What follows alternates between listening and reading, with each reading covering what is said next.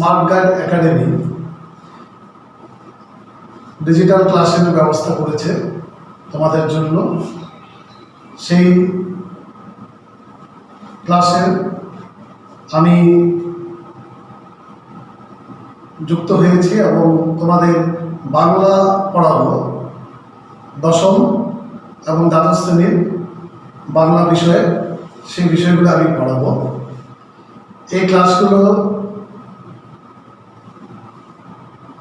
কবিতা এবং গল্প সেগুলো যেমন পড়ানো হবে, ঠিক তেমনি সেই গল্প কবিতার উপরে বিভিন্ন প্রশ্নের আলোচনা তোমাদের করা হবে। তোমরা জানো সংক্ষিপ্ত প্রশ্ন উত্তর লিখতে হয় 3 নম্বরের জন্য এবং 5 নম্বরের জন্য প্রশ্ন লিখতে হয় গল্প, কবিতা, নাটক এগুলো থেকে। এছাড়া ব্যাকরণ আছে, আমরা ধীরে ধীরে সমস্ত ক্লাসেই আস্তে আস্তে করব। আজকে আমি তোমাদের পাঠ্য সুবোধ ঘোষের লেখা বহুরূপী গল্পটি পড়াবো। সুবোধ ঘোষের গল্প সমগ্র, যেটা আনন্দ পাবলিশার্স থেকে 1994 সালে প্রকাশিত হয়েছিল, তার 3য় খণ্ড থেকে এই বহুরূপী গল্পটা নেওয়া হয়েছে। গল্পটা পড়ার আগে আমাদের কিছু প্রাসঙ্গিক আলোচনা করে নেওয়া প্রয়োজন আছে। বহুরূপী শব্দটির অর্থ বহুরূপ ধারণ করেন যিনি।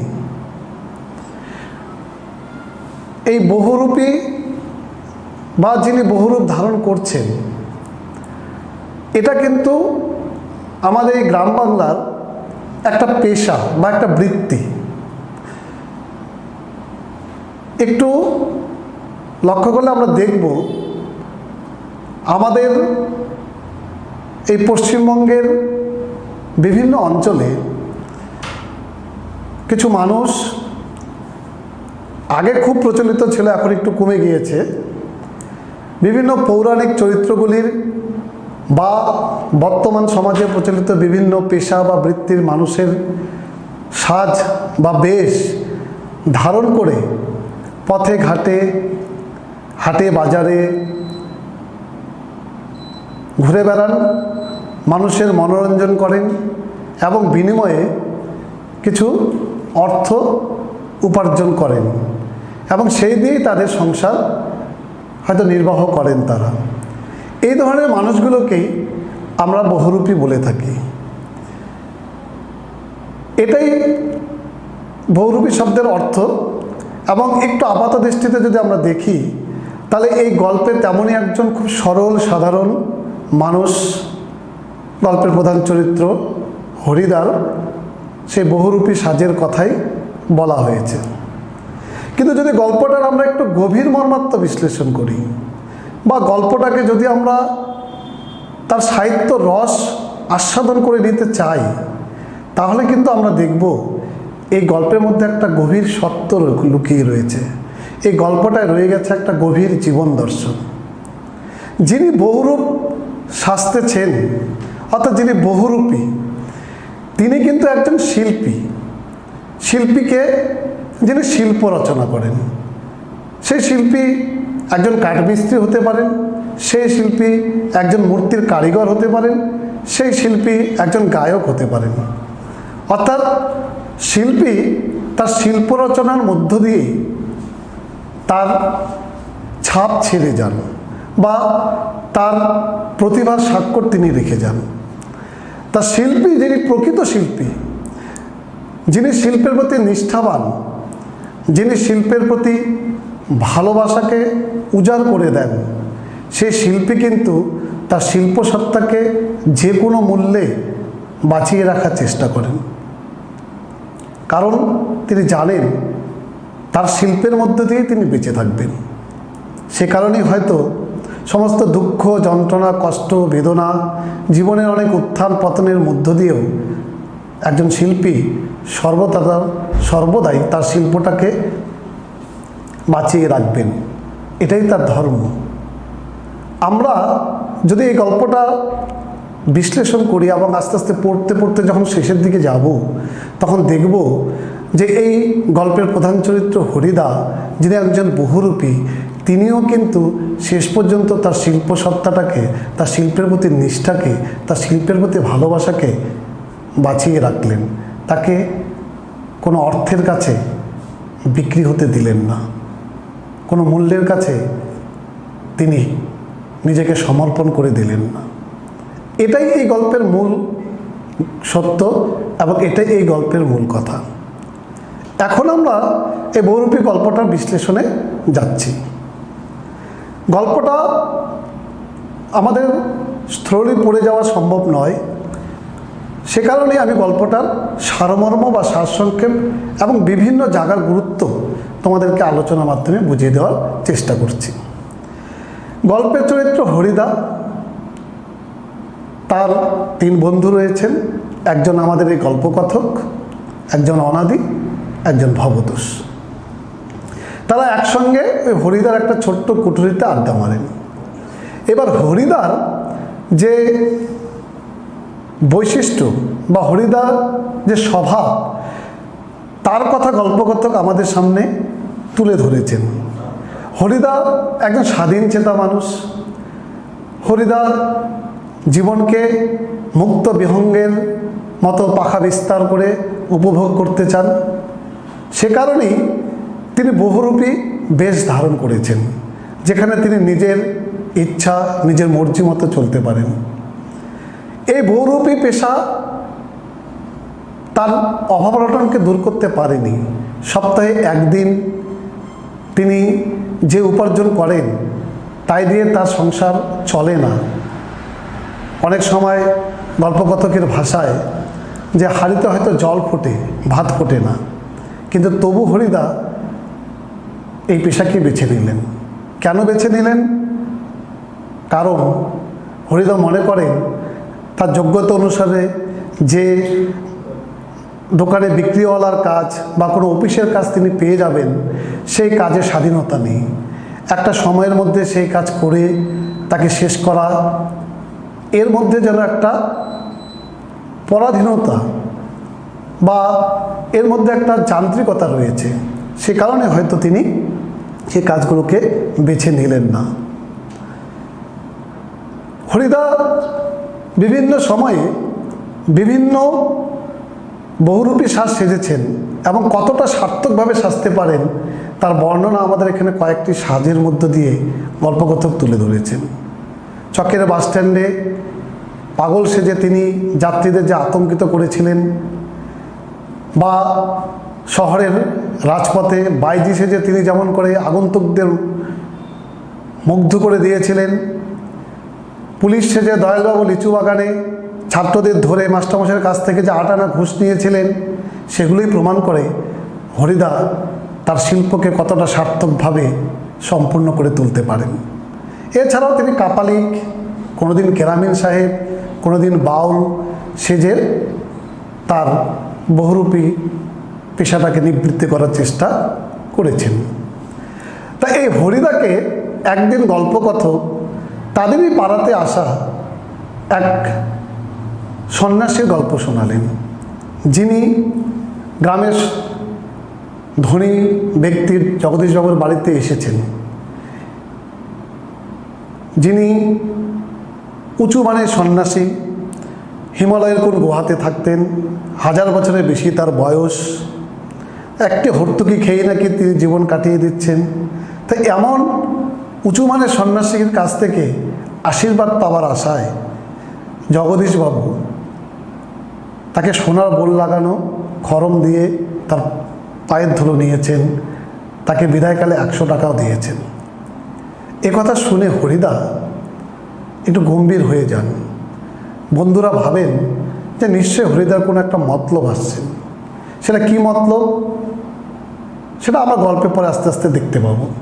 কিন্তু যদি আমরা বন্ধুদের কথা বলি, তাহলে বন্ধুরা কিন্তু বুঝে গেছিল যে সত্যি হরিদা একটা বুদ্ধি পাকাচ্ছে মাথায়, কিছু একটা হয়তো করবেন।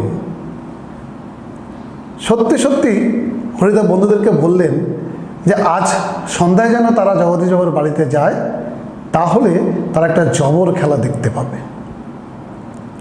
বন্ধুরা স্পোর্টসে চাঁদা নেওয়ার জন্য জগদীশবাবুর বাড়িতে যায়। জগদীশবাবুর কাছে তারা স্পোর্টসের চাঁদা নেওয়ার জন্য খাতাটা এগিয়ে দেয়।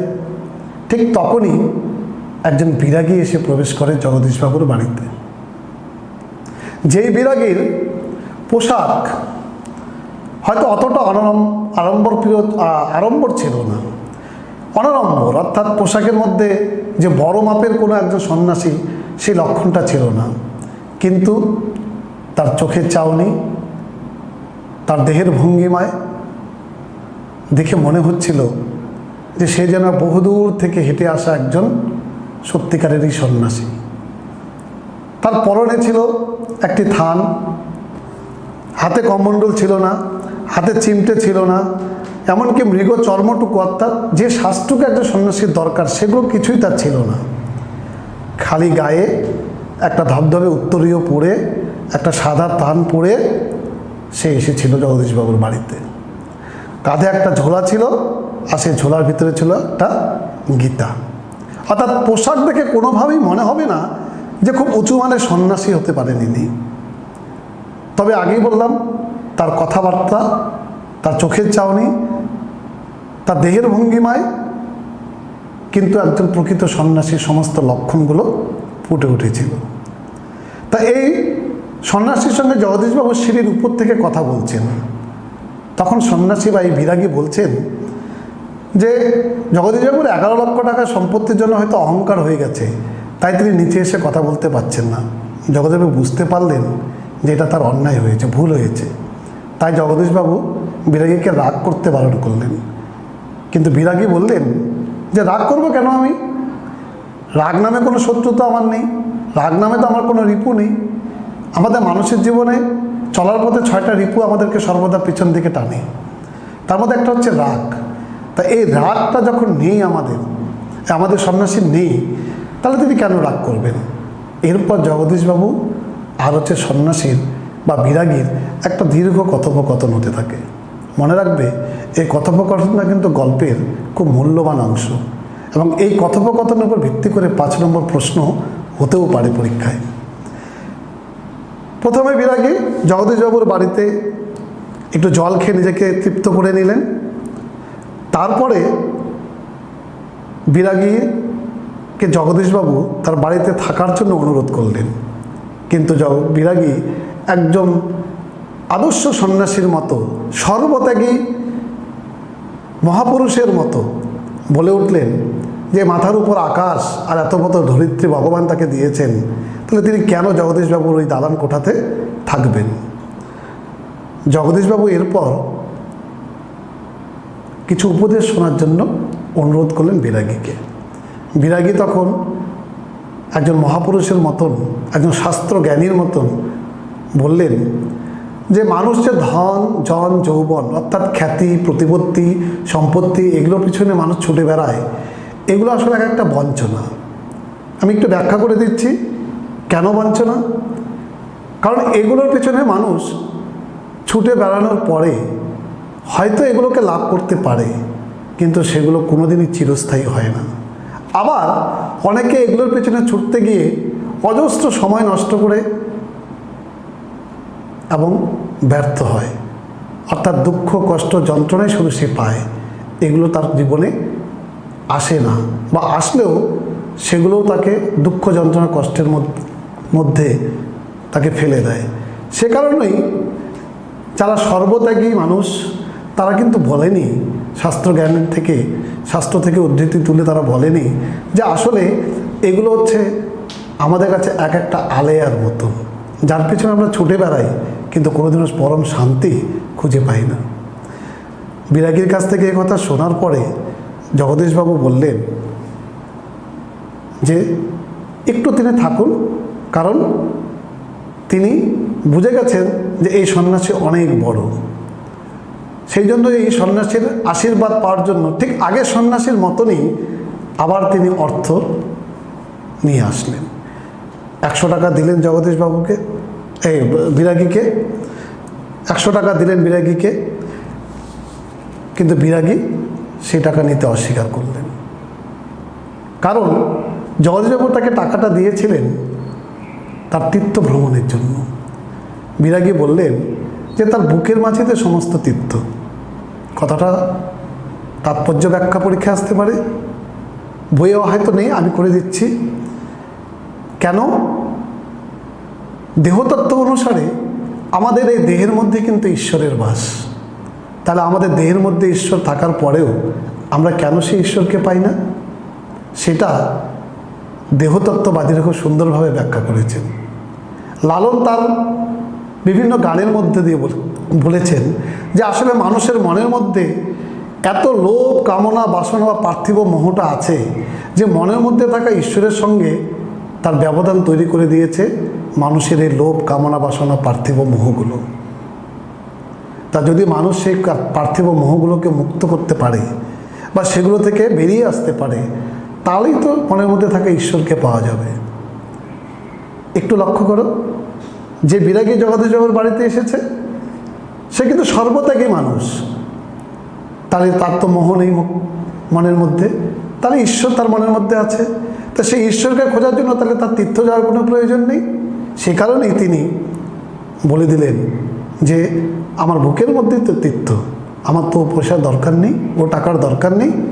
আমি যেমন করে ধুলো মারিয়ে যেতে পারি, তেমনি করে সোনা, টাকা, পয়সা, অর্থকেও মারিয়ে চলে যেতে পারি। এই বলে বিরাগী চলে গেলেন। তারপরে গল্পে একটু অন্য মোড় আসলো। বন্ধুরা, এই যে জগদীশবাবুর বাড়িতে যে এতক্ষণ ধরে বিরাগীর আর জগদীশবাবুর কথোপকথনটা লক্ষ্য করলেন, তাদের একবারও মনে হয়নি যে এই বিরাগী হরিদা হতে পারে। কারণ তার শাস্ত্রজ্ঞান, তার গলার স্বর বা তার যে ভাষা, এগুলো এতদিন ধরে তারা হরিদার সঙ্গে আড্ডা মেরে আসলেও একবারও মনে হয়নি হরিদা এমন করে কথা বলতে পারে। তাই স্বভাবতই হরিদার ঘরে তারা ফিরে গেলেন। ফিরে গিয়ে হরিদাকে তারা ধরলেন, বললেন যে কী ব্যাপার, তোমার তো খেলা দেখাতে যাওয়ার কথা ছিল, তুমি তো গেলে না। কিন্তু ইতিমধ্যে গল্পে বলা না থাকলেও একটু ভাব নিয়ে আমরা বুঝতে পারি, ভবতোষ হয়তো হরিদার সেই বহুরূপী সাজের কিছু অংশ তার বিছানায় দেখতে পেয়েছে। তাই সন্দেহ প্রকাশ করে বলেছে ভবতোষ যে তুমি কি তাহলে হরিদা গিয়েছিলে? তখন হরিদা বলল, হ্যাঁ গিয়েছিলাম তো, ওই যে সাজগুলো দেখ পড়ে আছে। এরপরে অনাদি বলে উঠে, তাহলে তুমি যদি গিয়েই থাকো, তাহলে জগদীশবাবু তোমাকে এতগুলো টাকা দিল, তুমি তাহলে সেই টাকাগুলো নিলে না কেন? হরিদা বলল, নেওয়ার উপায় ছিল না, ইচ্ছে হলেও উপায় ছিল না। শত হোক বলে একটা ডট ডট চিহ্ন দেওয়া আছে। তা ভবতোষ বলল, কী ব্যাপার শত, কী ব্যাপার তুমি বলো, ব্যাখ্যা করো। হরিদা বলল যে আমি তো বিরাগী হয়ে গিয়েছি, সর্বত্যাগী মানুষ, পার্থিব মোহ থেকে একজন মুক্ত মানুষ। তা আমি সেই টাকাটা কিভাবে স্পর্শ করব? যদি সেই টাকাটা স্পর্শ করেই, তাহলে তো আমার ঢং নষ্ট হয়ে যাবে। এই কথাটাই এই গল্পের মূল জায়গা। ঢং অর্থাৎ সাজ। খুব ভালো করে এই ব্যাখ্যাটা করতে হবে বিভিন্ন প্রশ্নের ক্ষেত্রে, যে জগদীশবাবু একজন বিরাগী কে দেখেছেন তার বাড়িতে। হরিদা বিরাগী হয়ে জগদীশবাবুর বাড়িতে গিয়েছেন। তা সেই হরিদা শুধু যে বহুরূপী সাজেন তা তো নয়, অভিনয়টাকেও তাকে এমনভাবে করতে হবে যেন মনে হয় সত্যিকারেরই তিনি বিরাগী। তা তখন যদি তিনি টাকাটা নিয়ে নিতেন, তাহলে তো তার বিরাগীর সাজটা নষ্ট হয়ে যেত। তাহলে তো জগদীশবাবু বা সেখানকার তার বন্ধুরাও বুঝে যেত যে তাহলে তো ইনি বিরাগী নন, ইনি হয়তো কোনো বহুরূপী। আর পরেই হরিদার এই কথাটা স্বভাবতই আর বন্ধুদের বলি আর আমরাই বলি না কেন, প্রত্যেকেরই কিন্তু মনে হবে যে তাই তো, যে লোকটার সংসার চলে না, যে লোকটার হাঁড়িতে জল ফোটে, ভাত ফোটে না, সেই লোকটা এমন করে টাকাগুলোকে অবহেলায় ফেলে চলে আসলো। এটা একটা অদ্ভুত। সেই জন্য বন্ধুরা তাকে জানিয়েছে যে হরিদার ভাগ্য তাকে কোনোদিনও ক্ষমা করবে না, অর্থাৎ হরিদার কপালের দুঃখ চিরকাল তাকে থাকবে। তাহলে কি অনাদি বলে ওঠে, হরিদা কি জগদীশবাবুর বাড়িতে আর যাবে না? বলে হরিদা বলে যাবো তো, কেন যাব না, গিয়ে আমার যেটুকু বকশিস সেটুকু আমি নিয়ে আসবো। কতটুকু বকশিস দিতে পারে হরিদা? বন্ধুরা সন্দেহ প্রকাশ করে, বলে বিশেষ ভবতোষ বলছিল যে 8 আনা কিংবা 10 আনা। হরিদা বলেছিল তিনি তো একজন খাঁটি মানুষ তো আর নন, তিনি একজন বহুরূপী, তার জীবনে এর থেকে বেশি আর কোনো কিছুই আশা নেই। এই বলে গল্পটা কিন্তু শেষ হয়ে গেছে। কিন্তু গল্পটা শেষের দিকটাতে আমাদের আরেকটু ব্যাখ্যা করার প্রয়োজন, আমি সেই ব্যাখ্যাটা করে দিচ্ছি। তাহলে হরিদা বিরাগী হয়ে জগদীশবাবুর বাড়িতে গিয়ে যদি 100 টাকাটা নিতেন, তাহলে প্রথমেই বলে রাখলাম যে তার শ্বাসটা নষ্ট হয়ে যেত, অর্থাৎ অভিনয়টায় সে ধরা পড়ে যেত। কিন্তু হরিদা তো তার শিল্পের প্রতি নিষ্ঠাবান, হরিদা তো তার শিল্পের প্রতি যত্নবান, হরিদা তো তার শিল্পের প্রতি আত্ম উৎসর্গিত প্রাণ। তাহলে কিভাবে তিনি তার সেই শিল্পটাকে ওই 100 টাকার কাছে বিকিয়ে দেন বা বিক্রি করে দেন? হয়তো তাকে অভাব অনটন দুঃখের মধ্যে দিয়ে চলতে হবে, কিন্তু কোনো মূল্যে তিনি তার শ্বাসটাকে নষ্ট করে দিতে পারেন না। তাই শেষ কথাটাও খুব গুরুত্বপূর্ণভাবে হরিদা বলেছেন যে খাঁটি মানুষ তো নই, অর্থাৎ লোভ কামনা বাসনা তো আর 10টা মানুষের মতো আমার মনের মধ্যে নেই। আমি একজন বহুরূপী, সেটা যেটুকু পাই তাই দিয়ে আমার জীবন চালিয়ে নিতে হবে, এটা আমাকে মেনে নিতে হবে, এটা আমাকে যেমন করেই হোক জীবনের শর্ত হিসাবে ধরে নিতে হবে। অতএব আমি 100 টাকার লোভ করতে পারি না। তাহলে আমরা যে গল্পটা শুরুর আগে আলোচনা করেছিলাম যে একজন শিল্পী কোনোভাবেই তার শিল্পসত্তাকে কোনো মূল্যের কাছে, কোনো অর্থের কাছে বিক্রি করে দিতে পারেন না, সেটা কিন্তু হরিদা জগদীশবাবুর বাড়িতে ওই 100 টাকা ফেলে দিয়ে এসে তার সাজটাকে, তার বিরাগীর রূপটাকে সার্থক করে তুলে সে কথাটাই প্রমাণ করতে চেয়েছেন বা প্রমাণ করে দিয়েছেন। তাই আমরা এই গল্পটিকে শেষ পর্যন্ত কিন্তু বলতেই পারি একজন শিল্পীর শিল্পসত্তাকে বাঁচিয়ে রাখা বা একজন শিল্পীর তার শিল্পের প্রতি নিষ্ঠা প্রকাশের গল্প। এই মোটামুটি গল্পটা সারমর্ম, এবং বড় প্রশ্নের আলোচনার ক্ষেত্রে এই কথাগুলোই আমাদেরকে ভালো করে আলোচনা করে নিতে হবে। এরপরে যদি আমরা এই গল্পের ছোট ছোট প্রশ্নগুলোকে আলোচনা করতে যাই, সেক্ষেত্রে তোমাদের বলে রাখবো যে গল্পটা খুব সুন্দরভাবে থ্রলিভাবে 2-3 বার পড়ে এমসিকিউগুলোকে নিজেরাই বুঝতে পারবে কোনটা এমসিকিউ হতে পারে, সেগুলোকে আন্ডারলাইন করে নেওয়া, এবং 1 নম্বরের জন্য যে লাইনগুলো পরীক্ষায় হতে পারে সেগুলোকে আন্ডারলাইন করে নেওয়া। যেইগুলো 3 নম্বরের জন্য প্রশ্ন হতে পারে সেগুলো আমি তোমাদেরকে একটু কয়েকটা লাইন বলে দিচ্ছি। সেই লাইনগুলো থেকে 3 নম্বরের প্রশ্ন আমাদের কাছে কিন্তু খুব গুরুত্বপূর্ণ হতে পারে। যেমন দেখো, কিন্তু কাজ করতে হরিদার প্রাণের মধ্যেই যেন একটা বাধা আছে। বলতে পারে হরিদা কে এবং সেই বাধাটা কেন তার প্রাণের মধ্যে আছে কাজ করতে। আমি পড়ানোর সময় ব্যাখ্যা করে দিয়েছিলাম তার স্বাধীন চেতনার যে ব্যাপারটা বা তার স্বাধীন চেতা যে স্বভাব বৈশিষ্ট্যটা, সেটাকে এখানে আলোচনা করতে হবে। তারপর তোমাদের বলতে পারে হরিদার জীবনে সত্যি একটা নাটকীয় বৈচিত্র্য আছে। এই নাটকীয় বৈচিত্র্যটা 3 নম্বরের মধ্যে তোমাদেরকে বলতে পারে ব্যাখ্যা করতে, অথবা 5 নম্বরেও বলতে পারে। যদি 5 নম্বরে বলে তাহলে তোমরা তার যে আরও যে বহুরূপী সাজগুলো আছে সেগুলোকে তোমরা একটু একটু করে ব্যাখ্যা করবে, আর 3 নম্বরে বললে সেই সাজগুলো ব্যাখ্যা করা দরকার নেই।